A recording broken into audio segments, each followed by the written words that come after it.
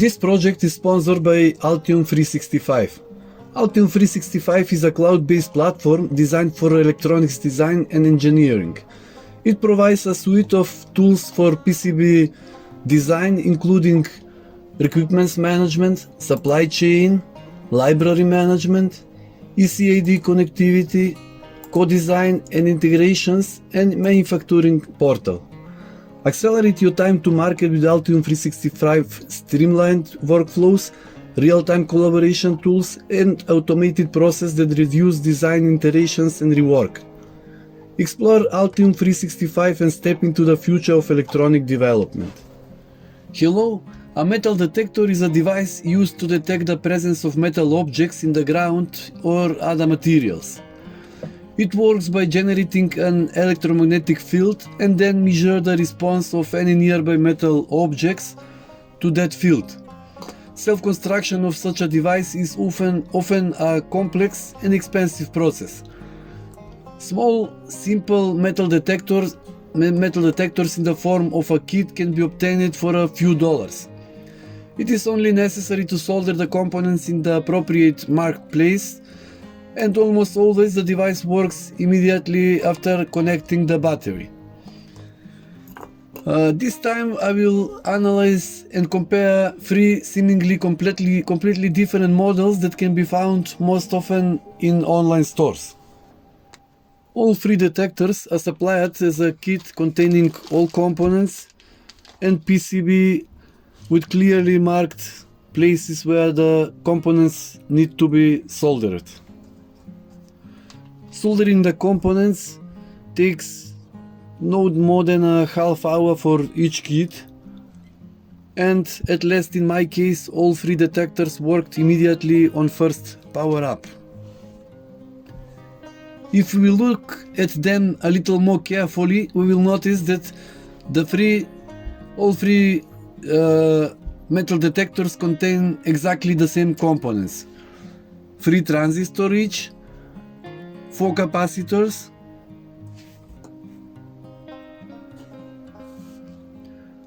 2 resistors, buzzer, etc. Let's first analyze the schematic diagrams of the 3 metal detectors. This is schematic for first metal detector, from second type of metal detector, and third type of metal detector. The only difference, it's easy to see that all 3 schematics are identical. The only difference is this LED diode with current limiting resistor, which is added in this circuit in parallel with the buzzer.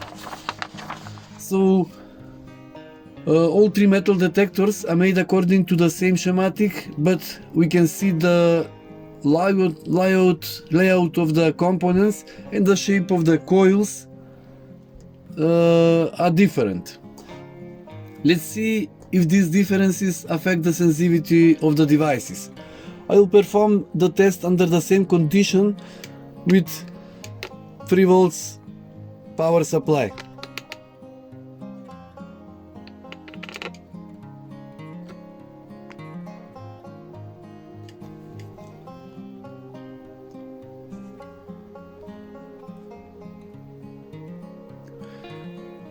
When turning on, we need to set the trimmer potentiometer to a position before the buzzer is activated.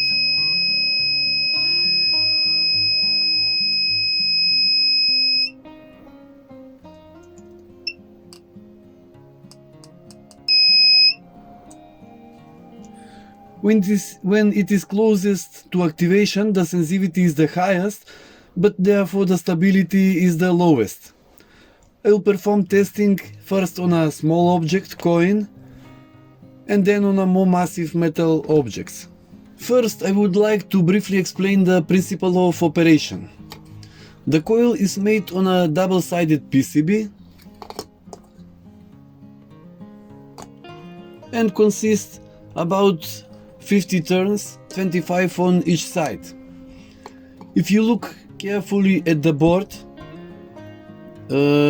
you will see that the coil is taped at one turn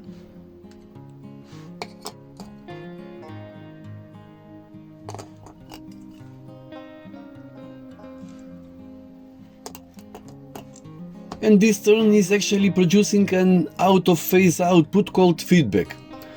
When an object is placed in the center of the coil, some of the flux is passed into the metal object and is lost. This change in flux is detected by shifting the precisely adjusted with trimmer potentiometer critical point of oscillation.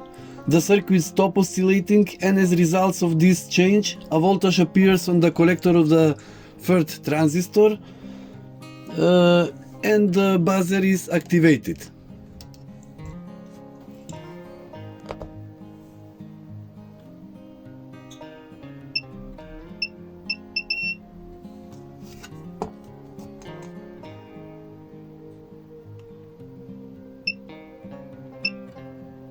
Three centimeters.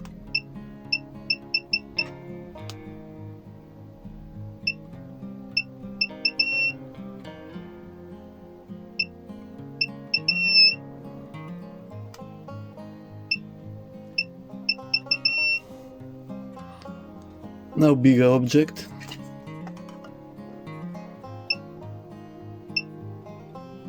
About 4 centimeters.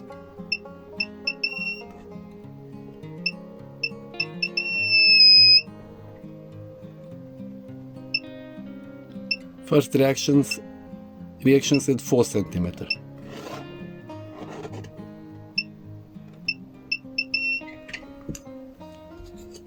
And this disc at 5 centimeters.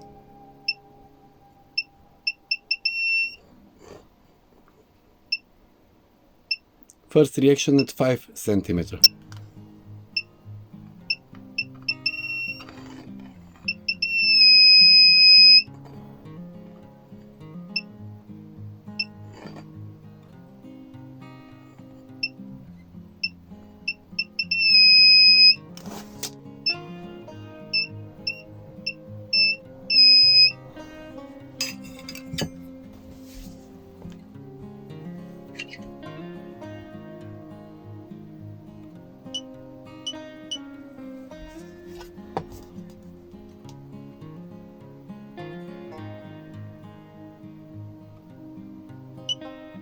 So first reaction at 3.5 centimeters.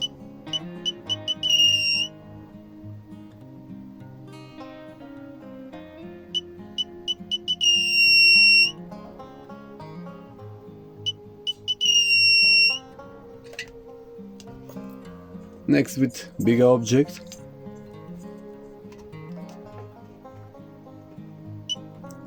Four centimeters.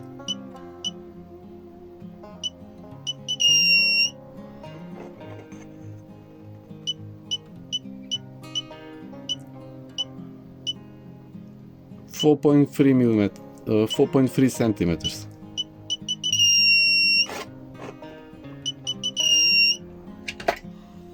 And big disc at 5 centimeters.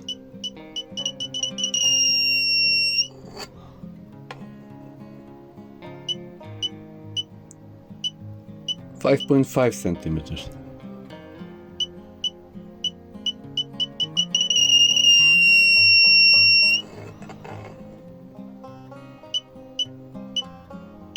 Almost 6.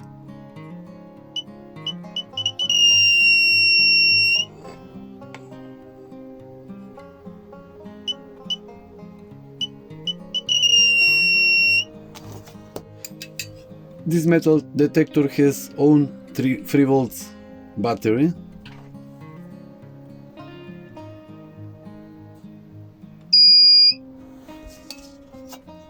And it's very insensitive. About 1 centimeter. For this disc, about 2 centimeters. And this aluminum heatsink, also about 2 centimeters.